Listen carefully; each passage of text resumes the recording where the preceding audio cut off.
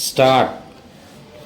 देशातील 28 राज्यावरील कर्जाचा बोजा हा 10 वर्षामध्ये म्हणजेच 2013-14 ते 2022-23 मध्ये 17.5 लाख कोटीवरून सुमारे 60 लाख कोटीवर गेल्याची पुढील धोक्याचा इशारा देणारी आकडेवारी भारताचे नियंत्रक आणि महालेखा परीक्षकांनी म्हणजेच कॅग राज्याच्या वित्त सचिवांच्या परिषदेत सादर केली।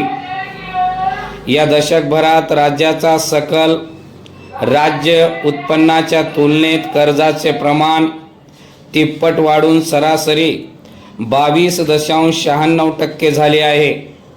ही आकडेवारी मार्च 2023 अखेरची असून त्यानंतर अलीकडच्या 2 वर्षात परिस्थिती आणखीनच बिघडली असण्याची शक्यता अधिक आहे।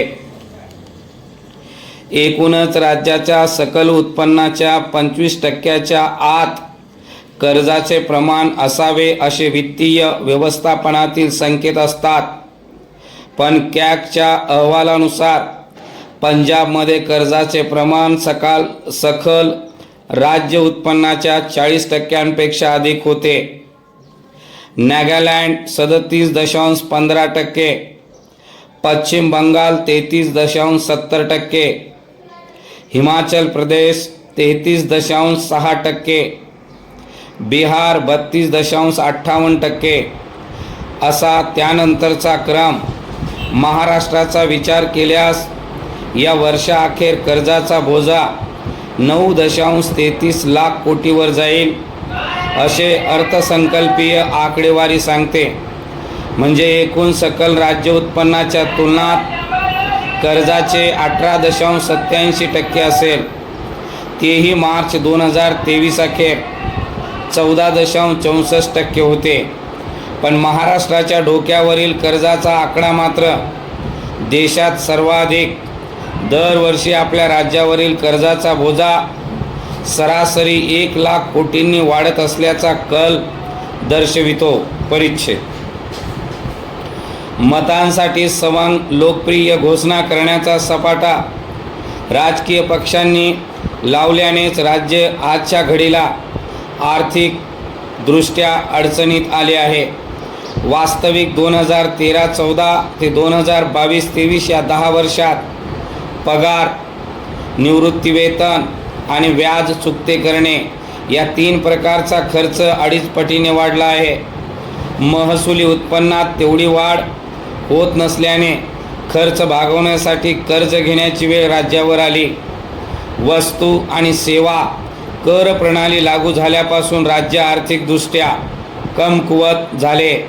केंद्राकडून मिळणाऱ्या अनुदानावर राज्यांना अवलंबून राहावे लागते।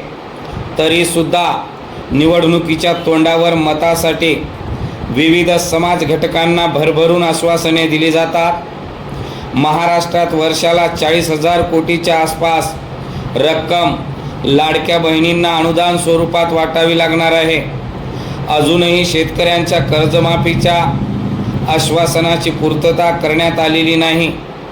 ती केल्यास आणखीन बोजा पडणार हे तर वेगळेच।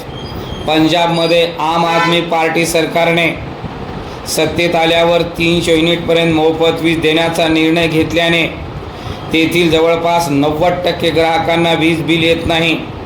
बिले येतात ते पैसे भरत नाहीत। परिणामी पंजाब सरकारवर या काळात 12,000 कोटीचा बोजा आला। सारे अर्थकारणच बिघडले। कर्नाटकात काँग्रेस सरकारने अनेक लोकप्रिय घोषणा केल्या, पण त्यातून विकास कामांसाठी पैसेच शिल्लक राहत नाहीत। यातूनच महिलांसाठी असलेल्या मोफत बस प्रवासाचा फेरविचार करण्याचे सूतोवाचक होताच दिल्लीतील काँग्रेस नेत्यांनी कान टोचले। महाराष्ट्रासह अनेक राज्यात महिलांना राज्य परिवहन बसेसमध्ये मोफत अथवा सवलतीत प्रवासाची मुभा आहे। त्यात हिमाचल प्रदेशमधील काँग्रेस सरकारने जुनी निवृत्तीय वेतन योजना लागू केल्याने तिजोरीवर भार वाढला आहे.